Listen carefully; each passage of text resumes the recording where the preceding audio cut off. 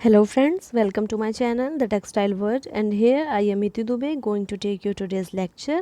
So last lecture में हमने weaving complete किया था and today I am going to discuss about knitting. So our today's objective is to study about knit. हम आज knitting के बारे में discussion करेंगे and this is my mail ID. Through this you can contact to me if you have any query related to my videos, my topic. So you can go through it and contact to me. And also if you need any supplementary notes so you can also contact to me with this id. So start करते हैं knitting. So knitting, what is knitting? सबसे पहले हम देख लेते हैं knitting होती क्या है. तो knitting is the construction of the fabric by forming the yarn into loop which hang upon the other loop.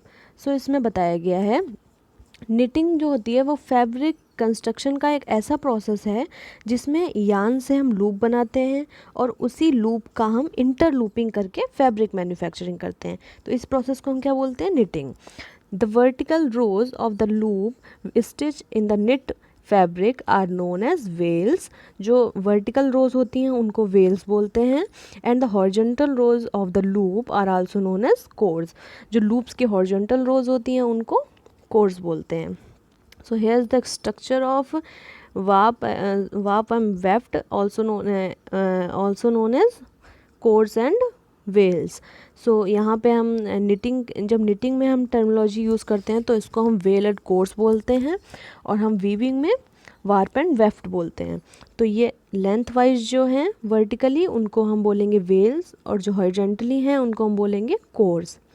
ये क्लियर हो गया. सो आगे हम देख लेते हैं निडल्स. सो निटिंग प्रोसेस को कंप्लीट करने के लिए निडल्स का यूज़ करते हैं. तो निडल्स क्या होती हैं? There are 3 type of needle that have been used before invention of mechanical knitting loom. Mechanical knitting loom के इन्वेंशन से पहले जो निटिंग प्रोसेस होता था उसमें 3 टाइप ऑफ निडल यूज़ की जाती थी. उनके बारे में हम यहाँ पे डिस्कस करेंगे. First one is bearded needle. जो पहली निडल है उसको हम बियर्डेड निडल बोलते हैं. To open and close the hook during loop production the bearded needle need to auxiliary attachment that is pressure. This attachment restrict the production speed. So bearded needle में ये इसका bearded needle का क्या process बहुत slow होता था क्योंकि जो इसमें बियर्ड अटैच होता था वो इसके स्पीड को रिस्ट्रिक्ट करता था और प्रोडक्शन प्रोसेस बहुत स्लो होता था. So here is the photo of normal needles जो हम लोग के घर में मम्मी लोग यूज़ करती हैं और this is the photo of bearded needle. So इसमें देख लीजिए ये है हेड. ये होता है बियर्ड जो स्पीड को रिस्ट्रिक्ट करता है. एंड दिस इज़ द आई जहाँ पे हम थ्रेड को इंसर्ट करते हैं, यान को इंसर्ट करते हैं. And this is stem and this is shank. So next needle है latch needle. Latch needle is the most popular and successful needle and it is invented by Townsend and Moulden 115 year ago. So अगर ये question आता है who is the inventor of latch needle तो answer होगा Townsend and मोल्डन. And किन 115 year एगो. So the latch of the needle is pivoted and can swivel to open and close the hook. A modern latch needle can be divided into 3 parts, that is the head, the stem and the operating bud. So this is the picture of latch needle. ये latch needle का picture है. तो इसमें ये होता है head, ये होता है स्टेम और ये होता है बड. यहाँ पे हेड को पूरा डिस्क्राइब किया है. हेड में हुक होता है, देन यहाँ पे राइवेट लगा होता है. ये लैच निडल है, ये लैच स्पॉच है. So next coming to the compound needle. This is the third one and last one needle. The hook of the compound needle is opened and closed by the closing element sliding within a groove in the main part of the needle.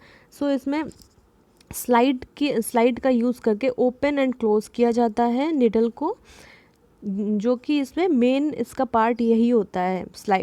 By using sliding process आप इस needle को open और close कर सकते हैं. This is the process of compound needle. Using इसका पूरा use बताया गया है, कैसे यूज़ किया जाता है, ओपन और शट कैसे हो रही है। सो नेक्स्ट यहाँ पे देख लेते हैं, knitting can carried out by 2 process. जो निटिंग जो है 2 प्रोसेस से करी जा सकती है। First one is weft knitting, इसको हम फिलिंग निटिंग भी कहते हैं। तो देख लेते हैं, a weft knit is a knitted fabric in which the yarn produce the loops in the fabric are carried across the width of the fabric. These are known as circular or tubular knits.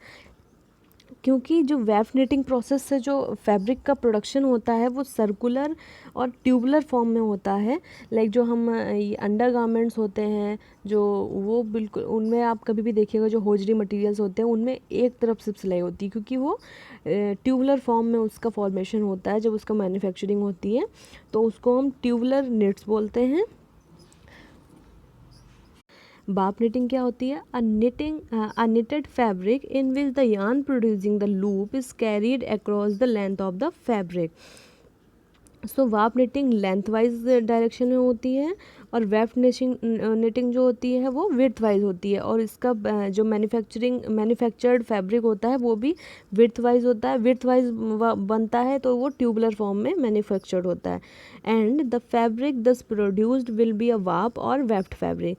जो fabric produce होता है weft knitting से, जो fabric produce होता है उसको weft fabric बोलते हैं, एंड जो बार्प निटिंग से प्रोड्यूस होता है उसको बार्प निटेड फैब्रिक बोलते हैं। And this is the picture you can see weft knitting and वाप निटिंग। सो ये देखिए जैसे वेफ्ट निटिंग को हम फिलिंग बोलते हैं, तो ये देखो फिलिंग का काम कर रहा है, आप देख सकते हैं।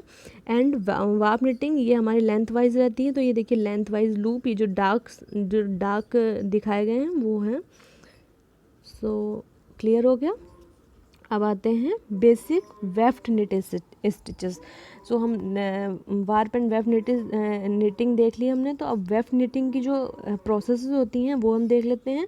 First one is the flat और जर्सी स्टिच। तो पहली स्टिच होती है वो होती है फ्लैट एंड जर्सी स्टिच। तो फ्लैट और जर्सी स्टिच को हम निट स्टिच भी कहते हैं।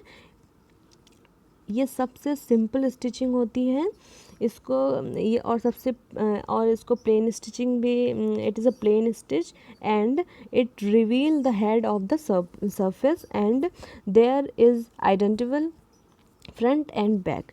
तो ये हमारा लूप फॉर्मेशन प्रोसेस दिखाया गया है, ये मैन्युफैक्चर्ड फैब्रिक दिखाया गया है। इसमें ये ईजिली आइडेंटिबल होती है कि कौन सा फ्रंट है और कौन सा बैक है। Next one is Perl stitch. यहाँ पे ये सेकंड हमारी पर्ल स्टिच होती है।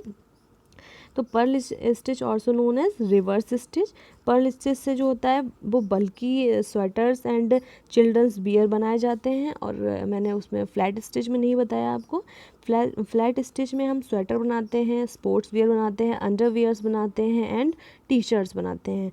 और पर्ल स्टिच में मैंने बताया आपको बल्कि स्वेटर्स बनाते हैं और चिल्ड्रन बियर बनाते हैं।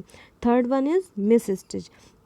जो मिस स्टिच होती है, ये देखिए इसका स्ट्रक्चर है, क्योंकि इसमें एक या एक से अधिक स्टिच को मिस कर देते हैं। जैसे इसमें देखिए 2 स्टिच को मिस कर दिया है तो इससे फ्लोट फॉर्मेशन हो गया है, तो इसलिए इसको मिस स्टिच बोलते हैं। Miss stitch is use to create color and figure design in knitted fabric. This is also reduce fabric weight, stretch and width. ये इसका मैन्युफैक्चर्ड फैब्रिक है। जैसे जो इस निटिंग के बाद जो फैब्रिक मैन्युफैक्चर होता है वो ये है। Then last one is tuck stitch. So this is tuck stitch example. इसमें टग स्टिच में क्या होता है, इसमें एक ही लूप में 2 लूप फॉर्म होते हैं, मतलब एक ही लूप से 2 लूप को अटैच करा जाता है, इसको हम टग स्टिच बोलते हैं, जिससे ये डिज़ाइन कुछ फॉर्म होती है। हमारी वेफ्ट निट के स्टिचेस कंप्लीट हो गई। अब हम देख लेते हैं वाप निटिंग क्या होती है। सो warp knitting is a family of knitting. वाप निटिंग भी निटिंग की फैमिली होती है, and in which the yarn zigzag along the length of the fabric, that is following adjacent color or veils of knitting rather than single rows or cores. For example, knitting across width of the fabric is called वेफ knitting. ऐसे ही अगर जैसे ये width wise है, width wise knitting हो रही है तो इसको हमने वेफ निटिंग बोला, और अगर लेंथ वाइज निटिंग होगी तो हम इसके क्या बोलेंगे, warp knitting. This is example of warp knitting. Then next coming to the hand knitting. Hand knitting जो घर में मम्मी लोग स्वेटर्स बनाती हैं उसे हैंड निटिंग बोलते हैं। Hand knitting fabrics used one yarn at a time. In this method, a yarn is looped onto one needle, another needle is inserted into the first loop, the yarn is thrown around the needle, and by manipulating the needle, new loop is taken off onto the second needle. समझ में आ गया आपको? So this is the process of hand knitting. इसमें पहले एक loop का formation किया जाता है सिंगल निडल में, then with the help of second needle उसको सेकेंड निडल को लूप के अंदर इंसर्ट किया जाता है, देन यार्न को उसमें से इंटरसेक्ट करके हम उससे फैब्रिक का फॉर्मेशन करते हैं। Then next coming to the machine knitting. इसका निटिंग के मेन दो ही पार्ट्स होते हैं, hand knitting and machine knitting. Hand knitting में हमने जो पहले यूज़ होती थी लैच निडल और कंपाउंड निडल एंड, और कौन सी थी, latch needle, compound needle and bearded needle. ये three type of needle hand knitting में यूज़ होती थी। एंड मशीन निटिंग का हम देख लेते हैं। मशीन निटिंग में दो टाइप की मशीन यूज़ होती हैं, circular knitting machine and flat bed machine. Circular knitting machine में क्या होता है, कंपेरेटिवली फ्लैट बेड मशीन की कंपेरेटिवली सर्कुलर निटिंग मशीन का प्रोसेसिंग फास्ट होती है, उसका प्रोडक्शन ज़्यादा होता है।